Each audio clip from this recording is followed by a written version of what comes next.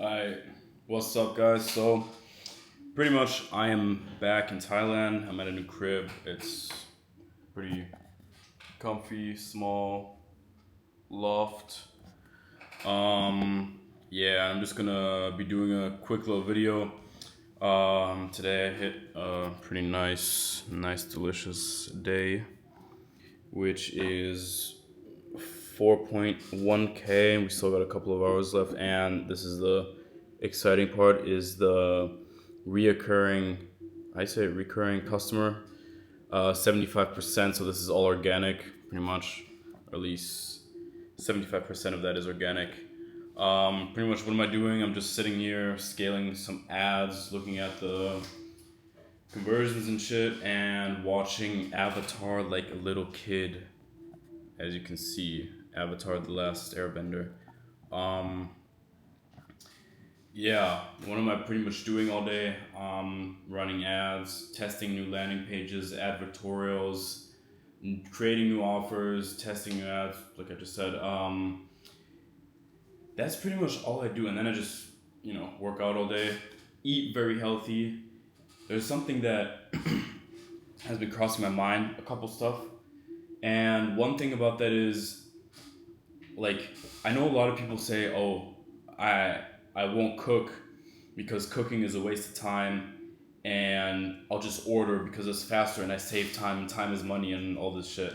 And then I kind of think like, cooking actually doesn't really take that long. Like, because I've been starting cooking, um, simply because I realized everything that you order here is all super processed. They add in a bunch of sugar, all seed oils and shit. It's not cooked properly. It's all kind of garbage. And even though it tastes good, I know it's garbage. And at the end, if you just eat so much garbage, and you're gonna have brain fog the entire day. You're not gonna be able to concentrate, and that is really what has a bigger impact on your life than wasting a bit of time cooking. Even though it actually doesn't really take too much longer, because if I whip out my phone right now and I order a burger, or even if I order something healthy, it's gonna take me like 40 minutes.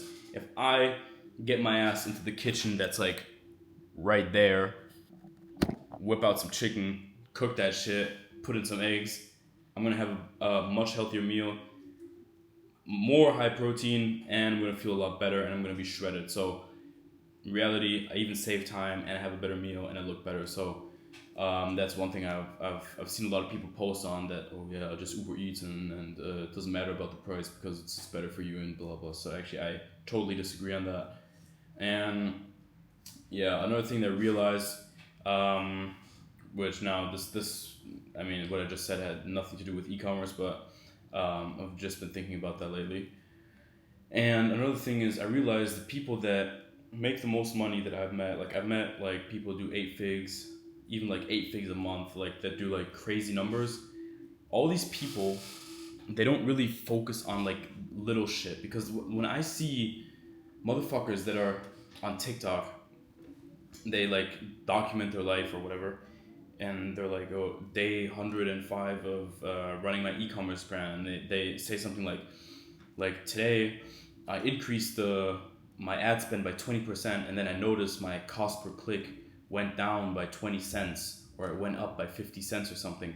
Like, I don't know a single guy that does like over, like, let's say like half a million a year, or like at least 100k a month, something like that, that focuses on anything except for how much money spent and how much money returned.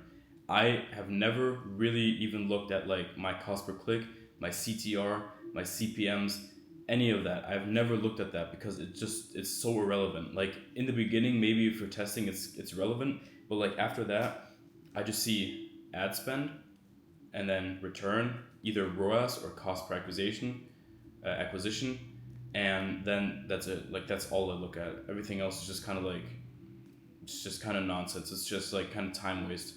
And then yeah, obviously, like, I look at like recurring customers. I look at the conversion rate. I look at, like, in general, just how much spend, like how effective what ad was, so I can like figure out like if I should do more of it or not. But I don't really look at like, oh, this had a click-through rate of 3%. That means the rate of people liking this are good. But then the landing page, I just don't care, bro. I just test like mass landing pages, then I see what wins.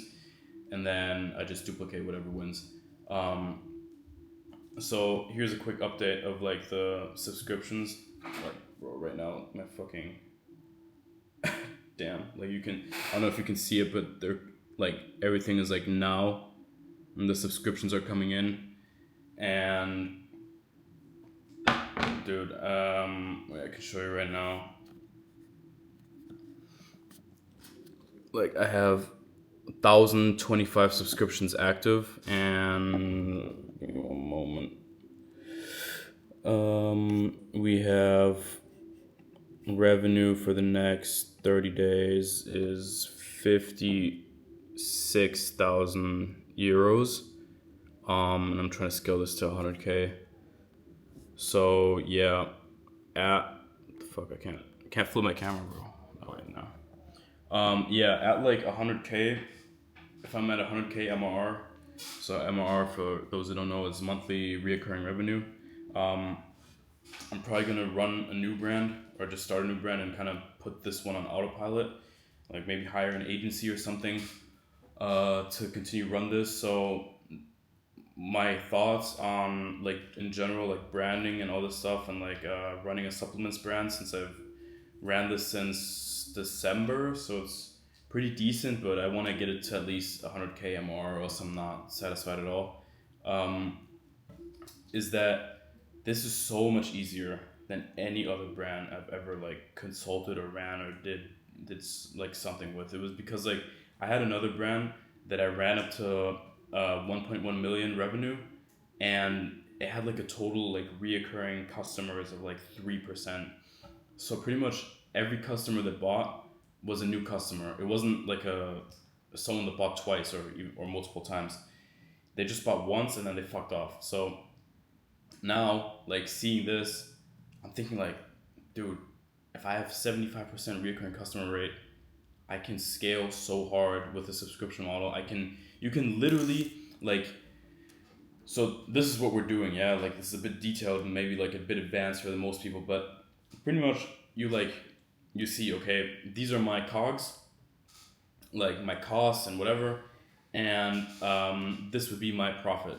So let's say, for example, I'm not gonna leak obviously I'm not gonna show you what my expenses are, but like let's say we're selling a $50 product and we have $15 costs of goods and services, and we have a remaining $35 to spend on ads. So what I would do is say we're spending, I don't know, $200-300 a day, and we're getting sales at $20 cost per acquisition. That means we have a $15 profit. $35 profit in total minus the $20 in ad spend. We have $15 in total. What I would do is I would spend more money, like increase your budget and increase it as long as you break even, so that you don't make any profit on the first sale. All the profit comes from the second sale. Why do I do this? Because you simply outbid your competition. You can outperform them by spending more. That means if someone is spending $20 to get a customer, like a competitor of yours, and you're spending 35, obviously Meta is going to see that, and Meta is going to be like, oh, well, this guy is an absolute G. We're going to give him all the sales because he's spending $15 more. Meta is a business at the end of the day. They see who's spending more. They see this guy probably has a big dick, probably going to give him all the sales because it's worth it for us. So you see that, and then you just think, okay, fine, I'll spend as much as I can. Maybe even like if you're getting a bit degenerate, but that's like, I don't know, I wouldn't do that if you don't have enough capital to risk it. I'm probably going to do this in the future, but not right now because I don't want to like burn money just in case.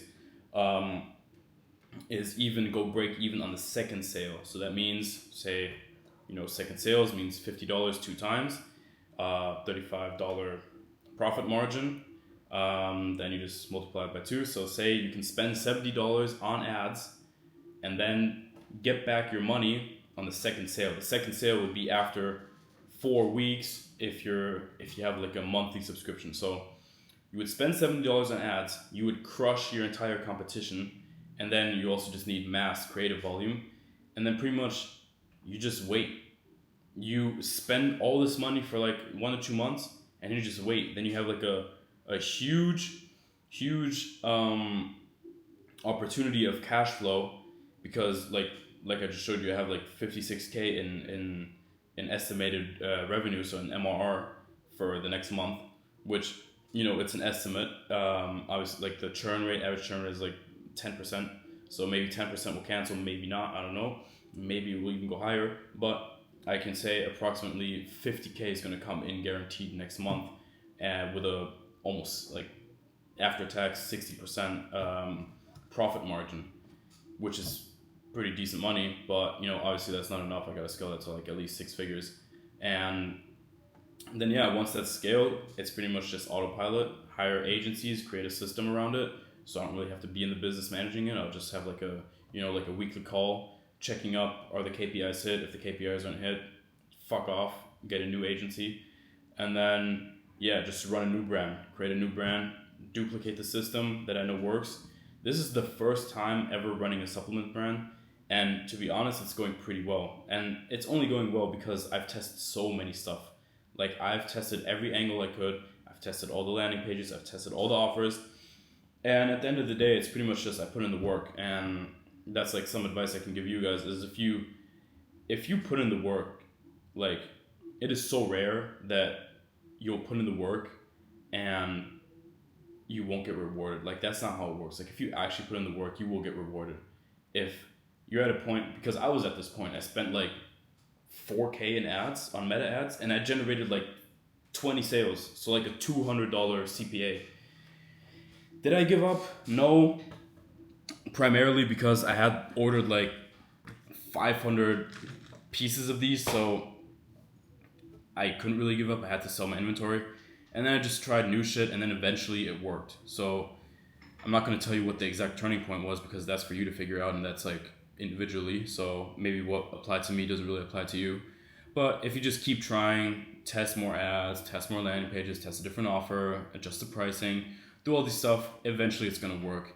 And if it doesn't work, then it's just because you're a failure and because you just don't really know what you're doing, and probably because you gave up. So I know so many people that slide in my DMs. Right now I'm pretty inactive on TikTok or on Instagram, posting reels and TikToks. But I used to be active, and people used to ask me, "Oh, bro, how do you do it? Like, I've tested like 20 products, and then I just feel like it didn't work, bro." And it mostly it's because you're testing like shit products. You're testing like I don't know, like a diffuser, like a fire diffuser or something like that, or like a night lamp or some shit. Like, honestly, my tip: find a product where you have a high enough margin, and the margin has to be like a dollar figure, not like what dropshippers say, source it and then mark it up 3x of the margin. So no, that's not what I do. I find a product that, like, I don't know, you can buy for, let's say, like $5 to $6. You can sell it for like 40. So the margin on like $5 to 40 is an 8x margin. But, you know, in dollar figures, it's $35. So $35 is enough to like have enough space for ads, you know, cover all your costs, and then build a subscription model that's actually sustainable. I don't, like, you know, if we were to say like 3x margin, because that's what the average person says, then I would buy something for $5 and sell it for $15. And obviously $15 isn't enough margin to run ads on. Like, everyone that runs ads knows this. And I've sold a product 1.1 million in revenue at an average order value of $25. Still came out profitably with the ads, but bro, that shit is hard.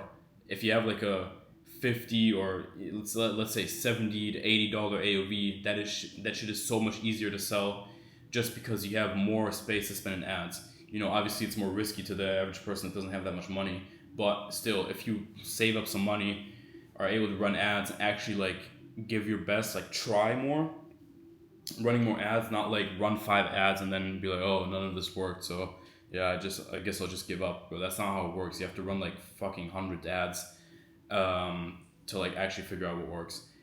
And yeah, I don't really have much more advice except for that.